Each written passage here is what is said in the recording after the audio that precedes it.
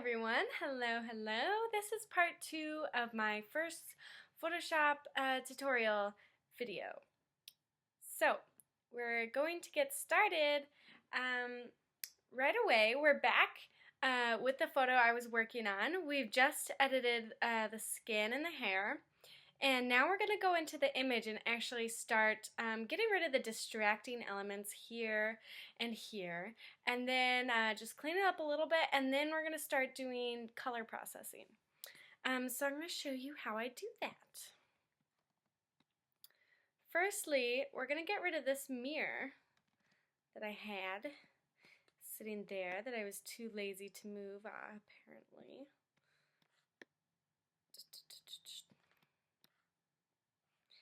And we're going to be using the clone stamp tool, and like I showed you in the first tutorial, you're going to hold down Alt, select the area you want to copy, come on, work.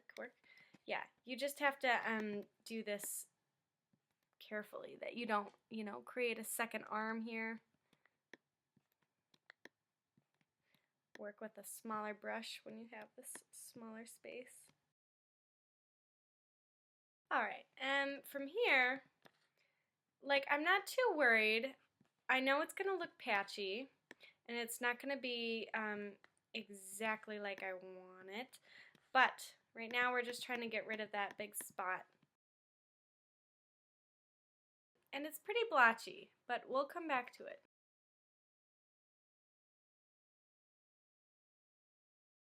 Alright, and we're going to clean that up. So we're going to Command J for a layer copy. And then what I'm going to do is select this area. We're going to take the first, the layer number 1, top layer, and we're going to bring the opacity down to like 30 or 40. And then I'm going to just move it slightly over. Alright, and as you can see, that's just blending it together a little bit more. And we're going to do that on the side as well.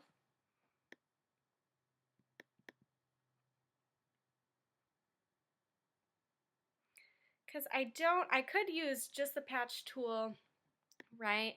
But I don't want to start messing with the pixels and the texture at this point, because taking natural light indoors, it was cloudy outside, I didn't have the best sun, it was in the afternoon, so I did turn my ISO up and it is a little bit grainy. So first we're going to just try to smooth it out as much as we can without messing with the texture and the pixels. And I mean, the patch tool is going to mess with that a little bit when it's grainy, but we have it at 40%, so it's just not as noticeable. Okay, cool. And that already looks better. We're going to merge those layers, flatten it. And now I'm going to go in with the patch tool, start moving it around. As you can see, it's messing with the grain and the pixels here.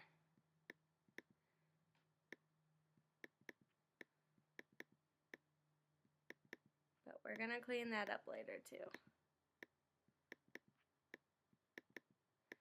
Right now we just want it to blend. Alright. Now we're going to create another layer and do the exact same thing, like 40%. Take the patch tool, and just like before, again, we're going to smooth it out.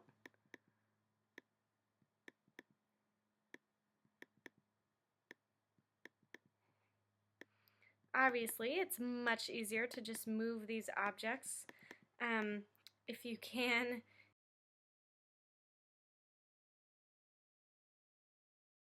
This is good enough for me because I'm going to actually be adding a lot of colors to the edges and things, so it's not going to be such a big deal.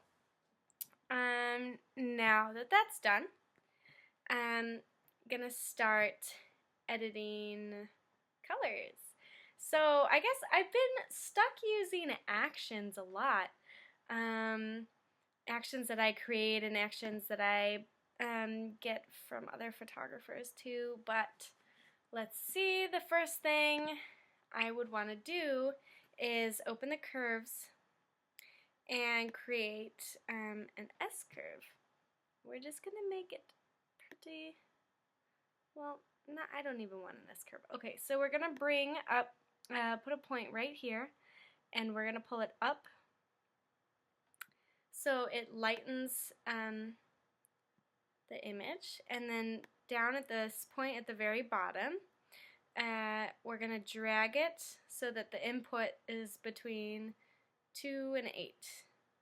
I actually really like that one there. And it just kind of adds some contrast there.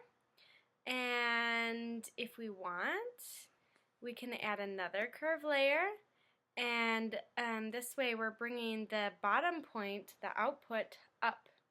And as you can see, it's applying like a sort of vintage fade on top of the image. So I like it right there. And then we're going to take another point right here and just kind of drag it down. So what's going to happen is that these darks get kind of faded out.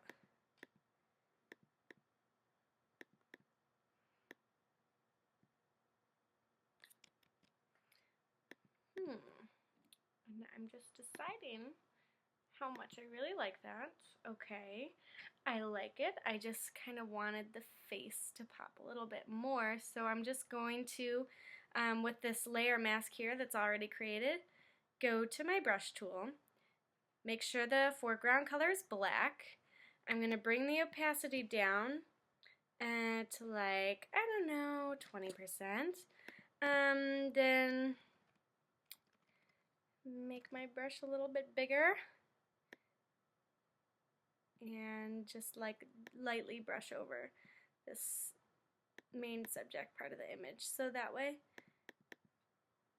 the face still has contrast, but the rest of it, you know, has this fade on it. Alright, let's see. Something I use a lot, actually, I'm gonna put this together because I like it, are blending modes. So I'm going to create a new layer, Command J. These are the blending modes under this normal here. And these are kind of like fun secret editing tools that I never knew about for a long time. And one day I stumbled upon them and found that there was so much fun things you could do. Alright, I'm going to bring the opacity to like 50%, and I'm going to kind of toggle through these and see what they do to the image and how much I like it, if I want to apply it. Alright, and obviously it's at 50%, so they're all going to be really intense, but I'm just kind of going through to see what each of them is doing to the photo. Just so you kind of get an idea. Some of them won't really do anything. Like, I might want to use overlay, like on a really low opacity, if I wanted to add a little more contrast. I really like that pop of contrast. So we'll do that, and then keep that one, but keep changing the rest of them.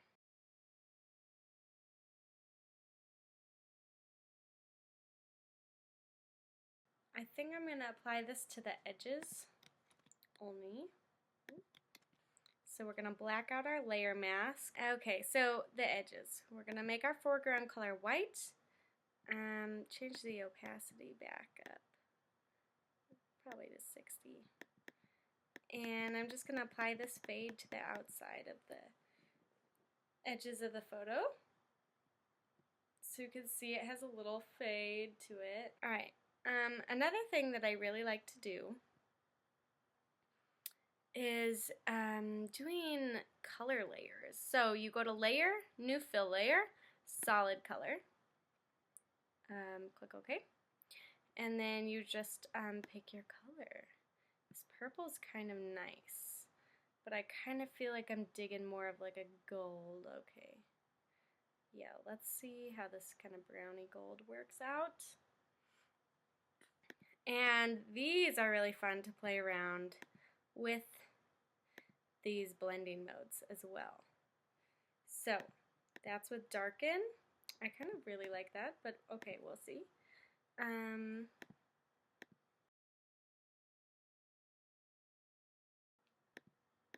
Think I will keep this color dodge, but I'm going to bring it down.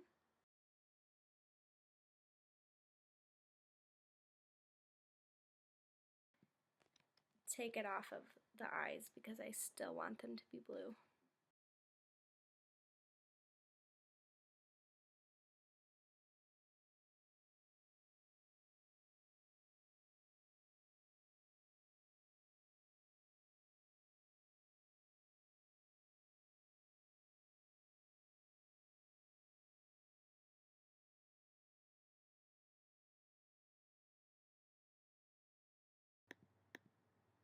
That's fun. And then we can kind of bring the contrast back in here with our curves.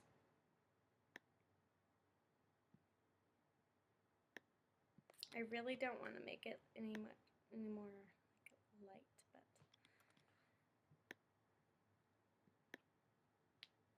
do a bit of curves there.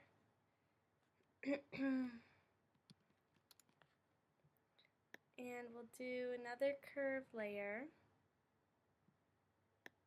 to kind of darken the darks. Whoa, what's going on? We need this to be white, actually. Okay, so switch the background color to white. If you have your layer mask selected, do Command Delete if you're on a Mac. Okay, now we can see this layer. Alright, and now what I like to do is just, sometimes I can get carried away with my editing. So let's put this all in a group and see the before and after. I definitely like the pinker, flatter tone to the newer edit. But I think that there's more to be done here. Okay, so what I want to do is kind of place a light color blur over the top of this image. So I'm going to go in and find my color blurs. So I've just opened a bunch of lighting effects. So we will see which one I like the most with this. So what we're going to do is put the opacity down and maybe not that low though, like maybe like here. And we're going to go through the blending modes again, but you know what, like I'm pretty sure I want to use lighten or screen.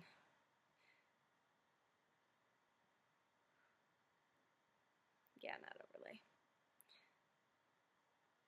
Alright, lighten. I like lighten the most with this one. We can try this one.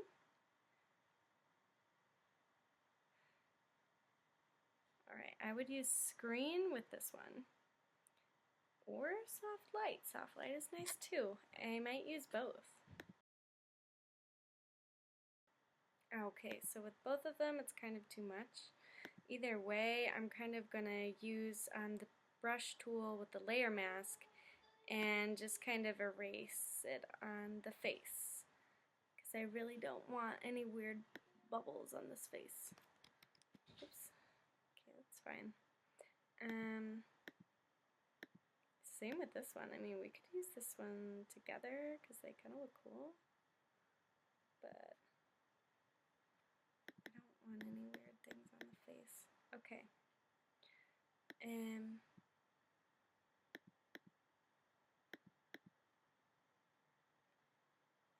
Like that's okay.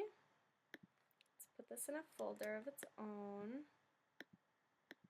Hide it for now. Let's see the other ones. This is a color blur that I bought from Flern like a while ago.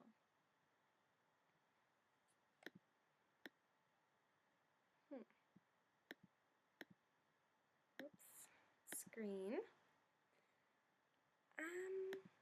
Okay. Don't mind it. Let's let's do screen. Make the background dark. Okay, then we're gonna slowly bring it back. Actually, let's use a lower opacity on that brush. Okay. Just to kind of be adding like a little blur in here. Make it super whimsical.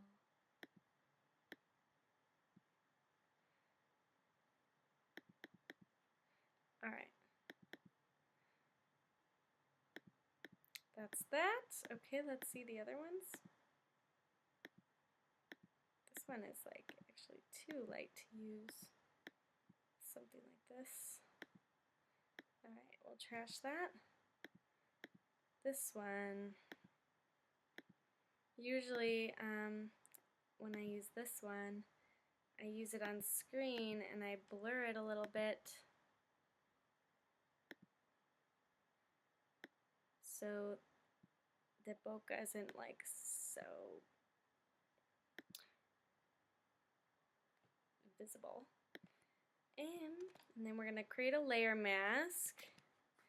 And you know what? Whoops. I didn't want to do that either. I'm going to slowly erase.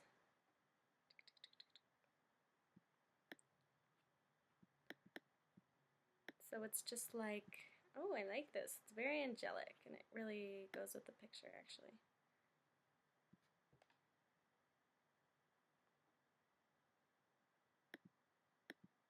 So we don't need that one because I already prefer the top one. That one adds a really cool effect on top of it all actually.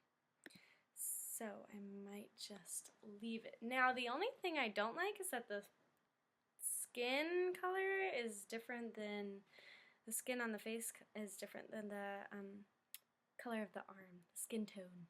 So let's change this using selective coloring. I'm gonna go to the yellows and bring the cyan to the left. It's kind of bringing in some red tones. The yellow I'm going to bring to the left as well to bring in some blue. And magenta we'll bring to the right to add more pinky tones. Alright, and for the layer mask now, make it black. And then we're going to bring our opacity up to 100, and I'm going to color in this shoulder and this hand, because the hand is even a little bit, but actually I feel like it's too pink now, that arm, so I'll take it down a little bit, and I really don't like the inside of that hand, so I'm gonna erase what I did there a little bit. Well, I don't know, I feel like I should keep it just a bit though. Okay. There we go. Let's see if also I kind of would like to make the face a little less pink.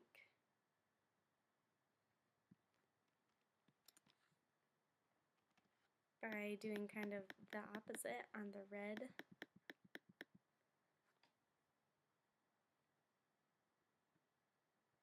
I mean, it's barely noticeable. Okay, but I think I will use one of my curves.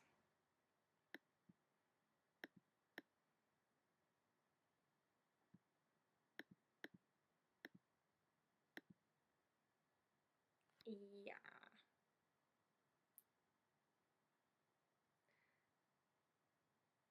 This one's by, it's called Afterglow by Julia Trotti.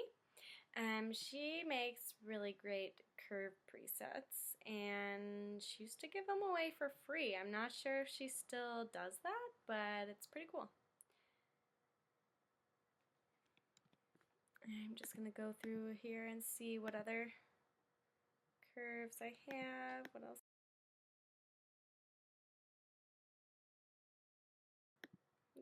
just kind of giving it more of a pop, adding these presets. And usually, like with my presets, I just go through them. I find which ones I like, and I just use them minimally.